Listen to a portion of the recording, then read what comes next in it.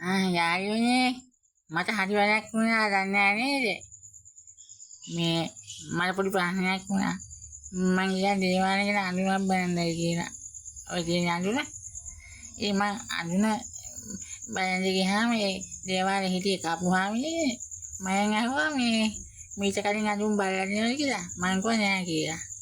ඊට පස්සේ කපුහාමිනේ මානයකනේ පුටුව දෙපැත්තට කකුල් දෙක දාලා ඉඳ ගත්තා.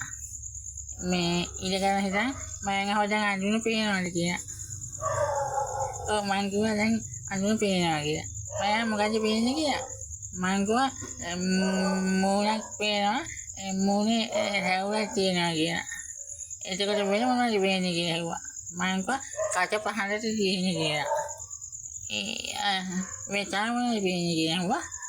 මං කිව්වා නහය ඇතුළට තියෙන්නේ කියලා. ඊට පස්සේ මං ඇහුවා මීට කලින් අඳුන් බලලා නැද්ද කියලා. මං කිව්වා නෑනේ ඒ තාමනේ වෙන්නේ කියලා ඇහුවා. මං කිව්වා දැන් නම් පේන්නේ අඩුයි. දැන් ගිරිය වගේ යට ගිරිය වගේ පේනවා අතුලට දෙන කියලා කිව්වා. කිව්වද මම මට නිකන් අමුතු ගඳක් ආවා.